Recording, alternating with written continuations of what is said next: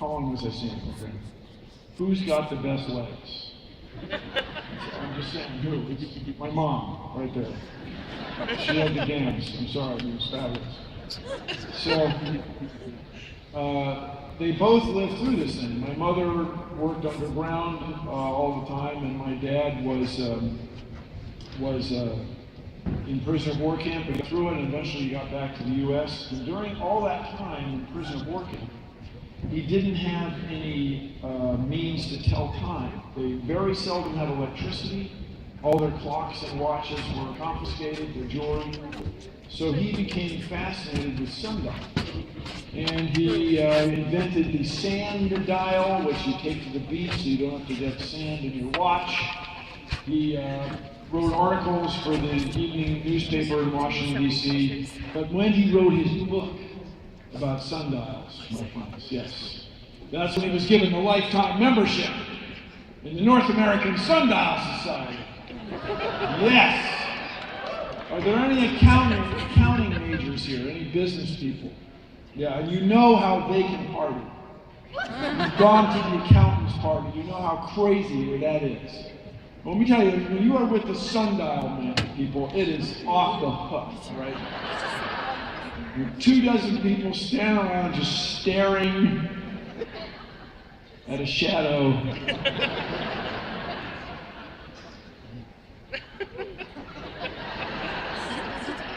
It's moving, look, it's moving, the shadow, it's moving. Anyway, it is an unusual pursuit, but he wrote this book and everything, and it was quite a bit in the background as in my upbringing. It was just something that he talked about all the time. There were sundials around the house and stuff. Now, I mention this not only because it's important to me, but because it's important.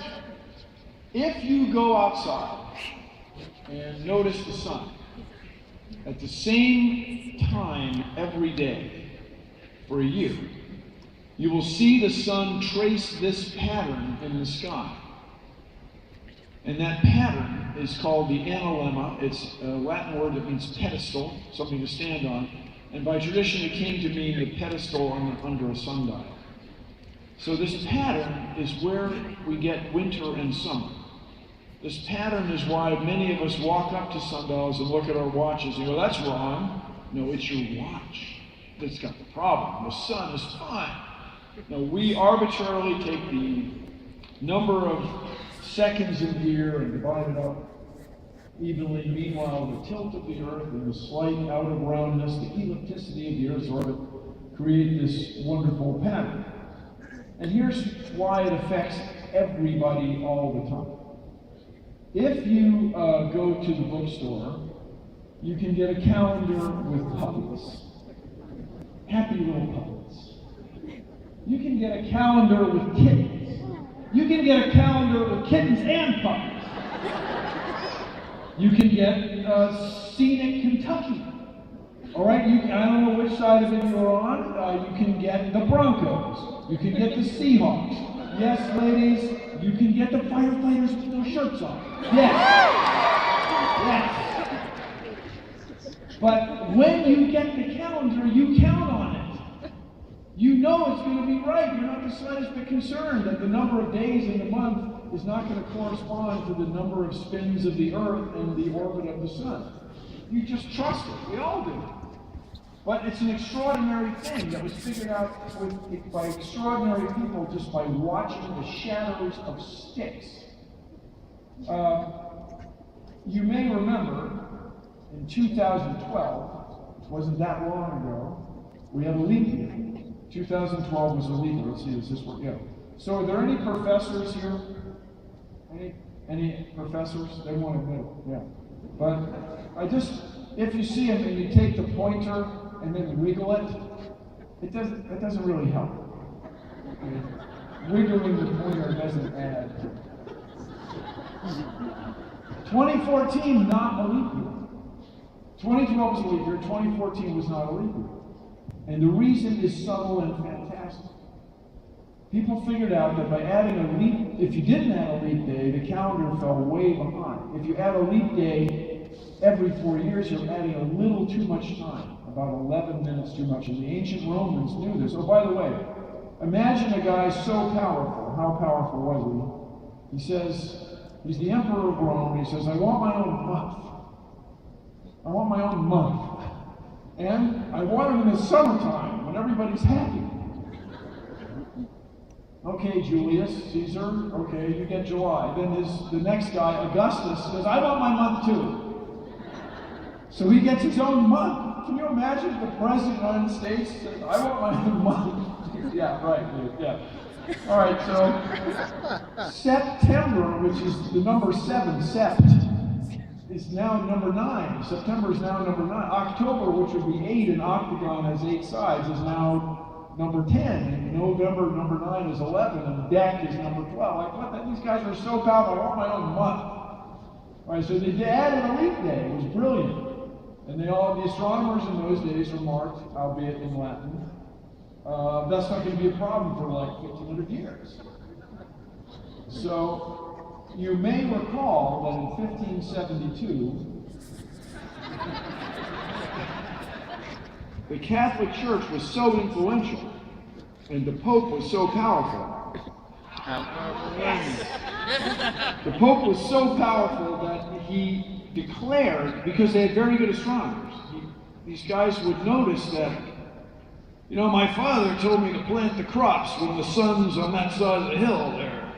But the sun's way past that, and it's not even the beginning of March, and I feel like I should plant the corn, but it's a little to the calendar.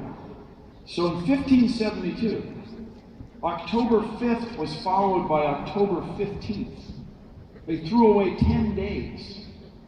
And even then, everybody, they had tenants. They had people living in dormitories, and they had landlords. And so the landlords, this is great, you owe me another month's rent. And the tenant's like, no, I don't. And I don't know if you know, they literally had wars about it in Europe. And Britain, being the way they are to this day with their relationship with the continent of Europe, did not accept that calendar until 1756. Went, well over 100 years. So by the way, in Britain, Isaac Newton was born on December 25th, on Christmas Day. But that was also the 4th of January in Italy. So, was he born on Christmas Day or not? I'm sure his mom thought it was Christmas Day. People remember stuff like that. And so, ladies, believe me, if you have a kid, you'll remember. Not all of us. That's why you'll have a second kid. So anyway, among my father's great ideas, given this understanding of calendars and sundials, living in the city of Washington, D.C., as we did, one of his ideas was to turn the Washington Monument into a giant sundial. Yes, this is going to be brilliant.